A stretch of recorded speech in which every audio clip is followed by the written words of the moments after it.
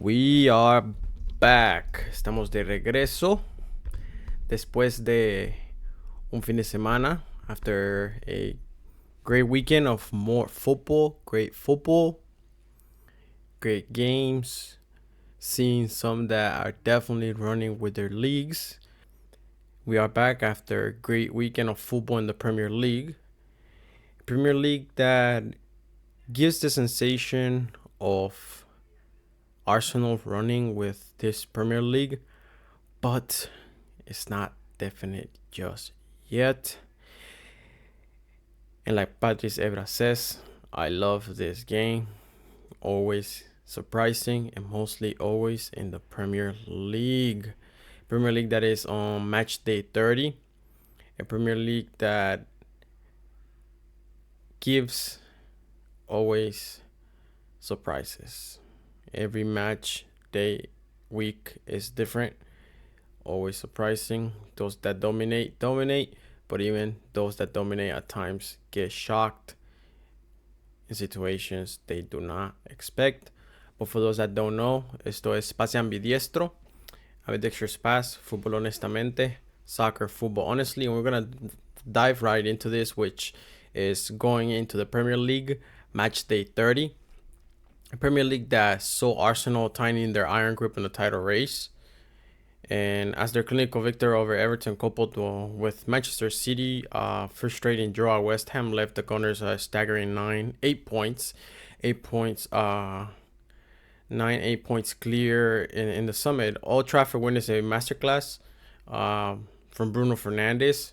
Bruno Fernandes that has been having an amazing season and is a player that you can put on a pedestal as De Bruyne, you could say, for certain reasons, but we're gonna touch that point when we start breaking down into the Manchester United game summary.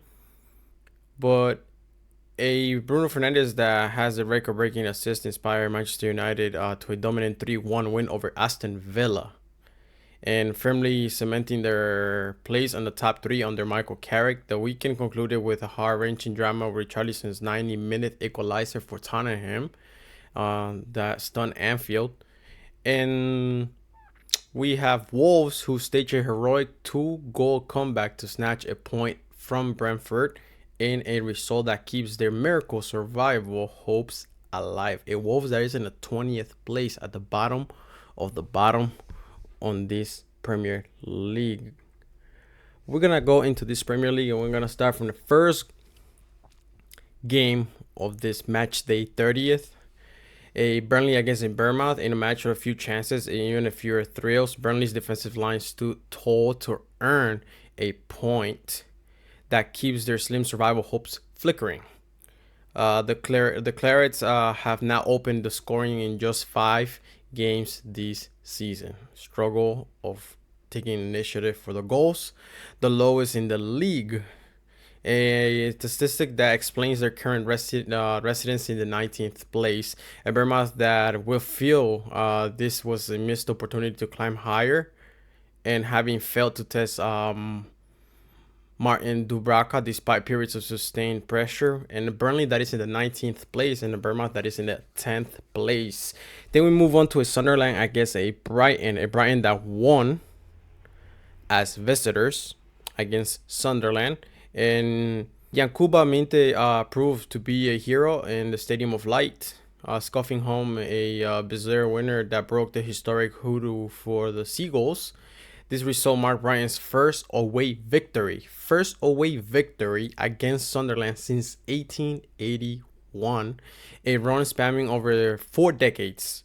While Chris Rigg had a goal disallowed for offside, and Sunderland's lack of finishing saw them leapfrogging in the table by their South Coast visitors.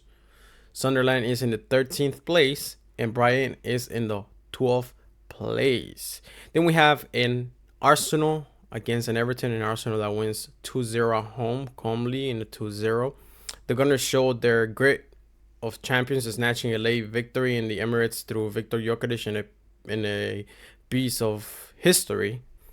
And the headlines belong to a 16-year-old Max Dowman. For those that know him, young player.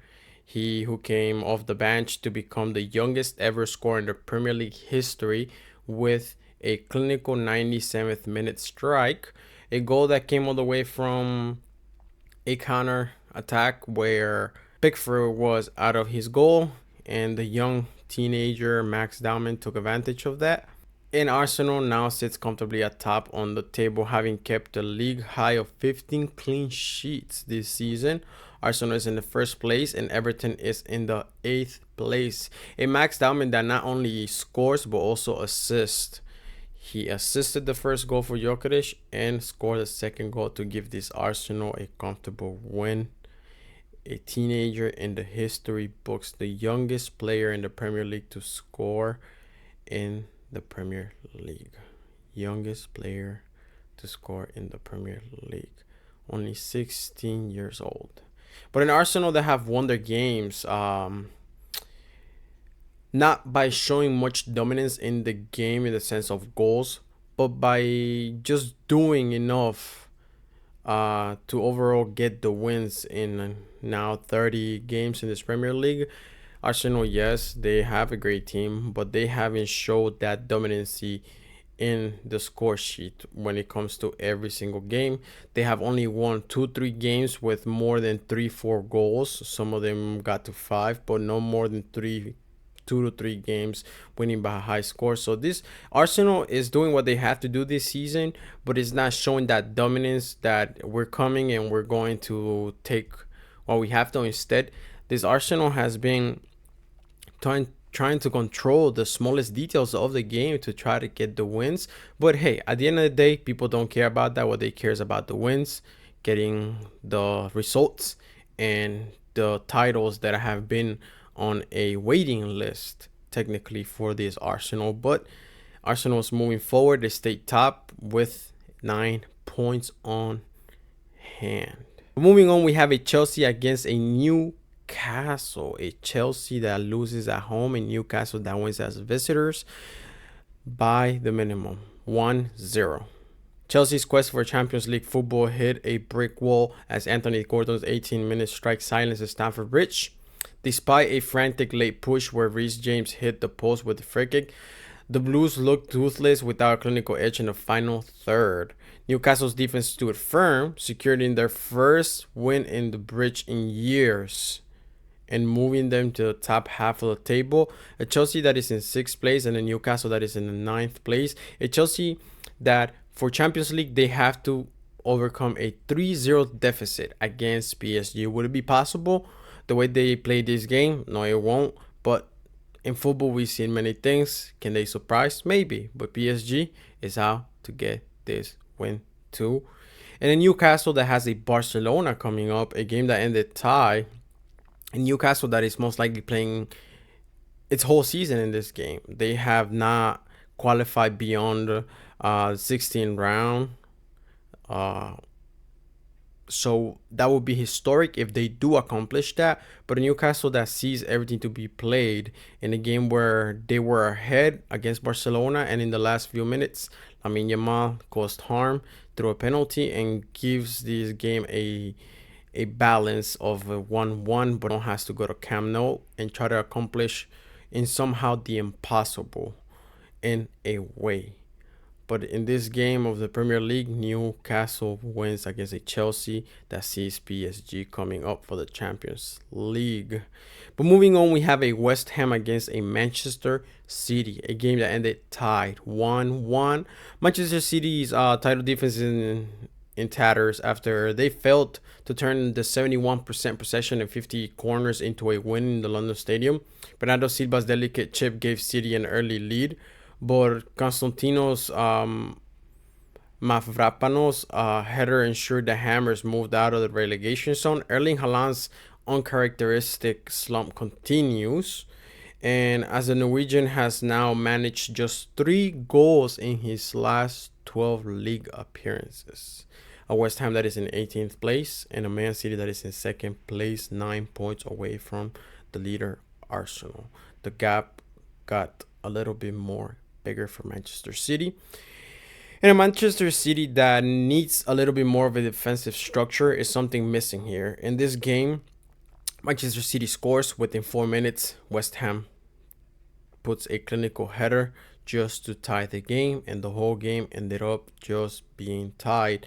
And a Manchester City that is not steady enough, a Manchester City that seems inconsistent throughout the whole season, but anything can still happen. Is the last third of the season, and this is where usually where a lot of coaches start squeezing in and players start getting their acts together. In a sense, you could say they start focusing on knowing that this is the last stretch of the season, that you have to perform your best and be consistent.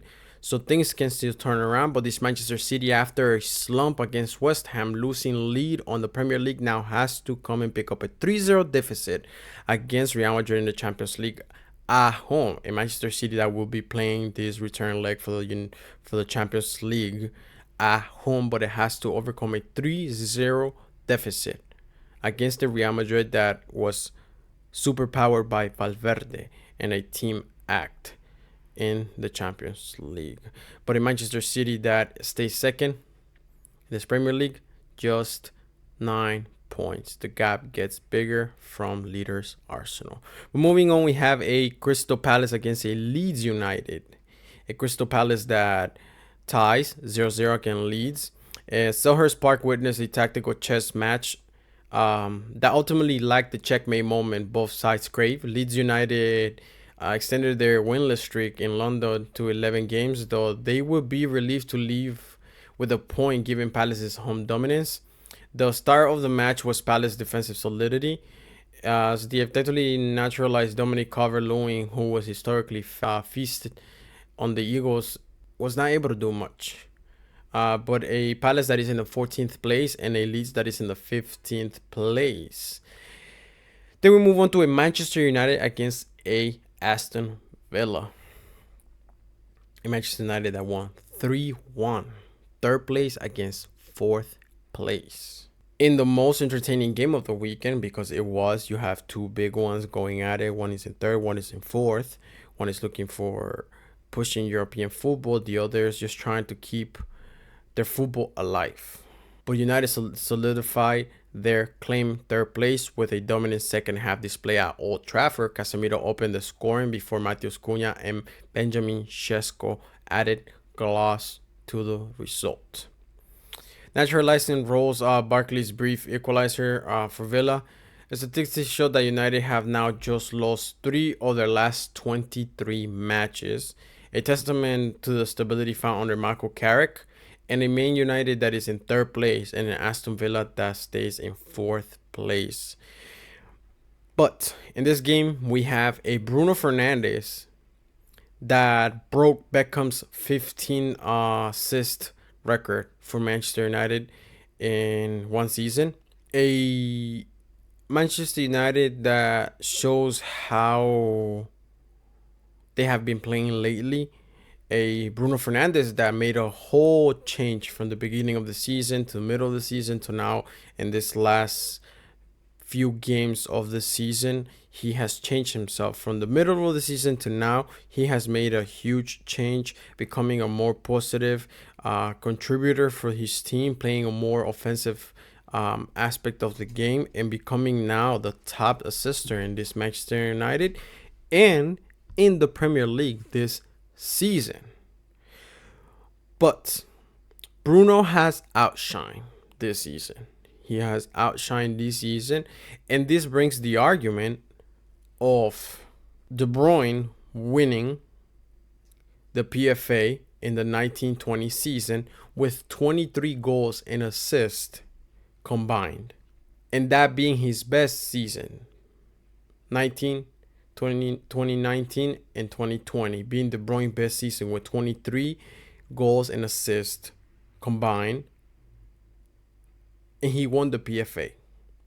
At the moment, Bruno has the same amount of goal and assists combined, 23, and he still has a few more games to go. This is only match day 30. He has 8 more match days to go. So if De Bruyne won that as his best season with only 23 goals and assists combined. Does that mean that Bruno Fernandes goes on the same tier as De Bruyne? Because Bruno Fernandes has 23 goals and assists combined in this 25-26 season and still has games left. Can he add more goals? Yes. Can he have more assists? Yes. So the question is, if De Bruyne was able to win it with that 23 goals and assists combined, and Bruno already reaching that with games left, that's the question. That is the question. Is Bruno Fernandes in the same pedestal as De Bruyne? Or what is the judgment now for winning the PFA? That's just putting the thought out there. If De Bruyne won it with the same amount of goal and assist, he's definitely a contender. Has to be a topic of discussion for this Premier League PFA player of the season. But we move on to Nottingham Forest against Fulham, a game that ended tie 0-0. This was a gritty, high-tension stalemate in the City ground that did little to soothe the relegation fears for the home supporters. And Fulham's Raul Jimenez was uncharacteristically quiet, failing to add to his impressive record of goals involvement every 65 minutes against Forest. The draw keeps the Forest precariously above the drop zone on the goal difference, highlighting their desperate need for more creative outputs. A Forest that is in the 17th place and a Fulham that is in the 11th place. Then we have a Liverpool against a Tottenham. A Liverpool against a Tottenham that ended tie 1-1. Igor Tudor's tenure at Spurs began with a dramatic smash and grab at Anfield that left Liverpool fans reeling. After Dominic Szoboszlai Thunder home a 18th minute free kick, the Reds failed to kill the game and were punished by a 90th minute Richarlison equalizer.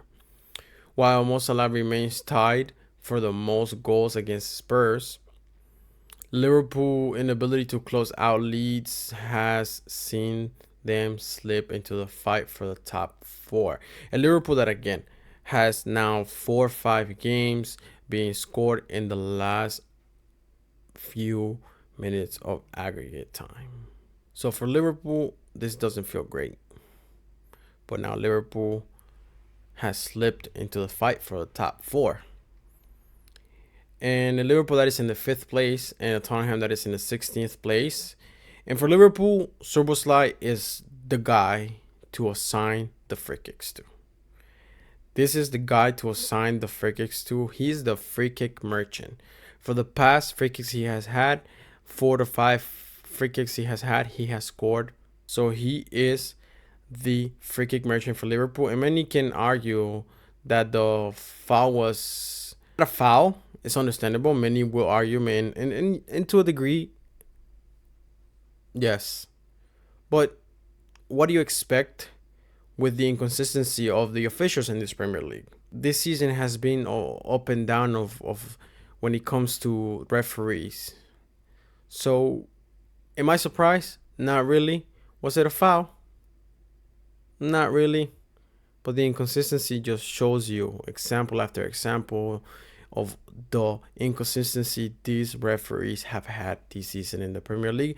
And for now, Spurs stay just above relegation zone with 1 point above relegation zone. They're in the 16th place, but they are only 1 point away from the relegation zone. And then Richarlison that was injured came back. Nobody picked up the baggage because he is the top scorer for Tottenham. Richarlison got injured. Top scorer for Tottenham comes back. Nobody took the baggage. He comes back and picks up the baggage and keeps on pushing. Nobody else was able to at least say or do. But he's back and now he is scoring again for Tottenham. But moving on, we are on the last game of this Premier League. A Premier League that closed with Brentford against Wolves. A game that ended 2-2. And The GTEC Community Stadium witnessed a roller coaster of emotions as Brentford led commanding 2-goal lead slipped through their fingers against the resilient bottom of the table Wolves side. The Beast seemed destined for a comfortable night after clinical strikes from Mikel Coyote and Igor Thiago, but Adams Armstrong's brilliant solo effort before the break breathed life back into the visitors. And a late powerful header from substitute Tolu Aracorrer secured a heroic point for Wolves, leaving the home fans shell-shocked and the visitors dreaming of a miracle escape from relegation. A Brentford that is in the 7th place and a Wolves that is still in the 20th place with 17 points, while 18th place has 29 points. We are talking about 12 points. They need to win the next 4 games and make sure that 18th place does not win any more games. But it's looking tough for Wolves that take a lifeline in this game. And Igor Thiago that has gotten his first official call for Brazil. After a great season, it will only be fair that Igor Thiago goes and gets called for Brazil. Hopefully, we can see him contribute the same way he has been contributing for Brentford and making a change in this Brazilian squad full of stars. Brazil is known for having stars, gemstones, in their team. But a Premier League that only gave us 16 goals in 10 matches this match day 30. Not many goals. A lot of these goals were tied 0-0, 1-0, 2-0, 2-1. Not much of goals in this match day 30 of the Premier League. But a Premier League that in this match day 30 delivered a definite shift in the title race. Arsenal moves a staggering 9 points clear following their 2-0 win over Everton, while a frustrating Manchester City dropped vital points in a 1-1 draw against West Ham. History was written in the Emirates where 16-year-old Max Dowman became the Gunners' youngest ever goal scorer, providing the perfect spark for the team that now looks destined for the trophy of this Premier League. And in Old Trafford, they enjoyed a masterclass from Bruno Fernandes, who also breaks the record, and whose 2 assists in a 3-1 win over Aston Villa not only broke a club record, but firmly cemented Manchester United's grip on the top 3 for European football. And Anfield was left in a stunned silence after Richarlison's 90th minute equalizer rescued a point for a depleted Tottenham side, dealing a massive blow at Liverpool's Champions League qualification hopes. Finally, the relegation battle reached fever pitch as Wolves staged a heroic 2-goal comeback to snatch a 2-2 draw at Brentford, proving they still have the fight to require for a miracle escape from the bottom of this Premier League. But this Premier League will be played on the weekend again, but there will be no Manchester City against Crystal Palace on match day 31, due to Manchester City being a finalist for the Carabao Cup, or as others know it, the EFL Cup. And Arsenal played their game ahead on week 26, which was the match against Wolves, in which they tied 2-2. That game was played ahead. And now we're going to see Arsenal against Manchester City for the Carabao Cup, or as others know it, the EFL Cup. That will be the final on Sunday. And there will be no Manchester City against Crystal Palace due to Manchester City being in the final with Arsenal of the EFL Cup. But that's all for this Premier League, that we see Manchester City taking a stop on a tie and seeing Arsenal running with a 9-point lead. But let's not forget, Manchester City still has a game on hand, an extra game on hand that they have not played, and with this match day 31st also being paused due to Man City being in the EFL Cup final, that means Manchester City now have 2 extra games on hand. But this Premier League seems to be defined by the last few games. Whoever's facing strong opponents will be the ones who will see themselves with the challenge of either sustaining, maintaining, or acquiring more points. But that's all for this Premier League that is on match day 30. And that's all for today. Eso es todo por hoy. And for those that don't know, esto es Pase Ambidiestro, Ambidextrous Pass, Fútbol Honestamente, Soccer Football Honestly. And if you like the content, please like and subscribe. Thank you all for being here with me and sharing this. Have a great day. Thank you all.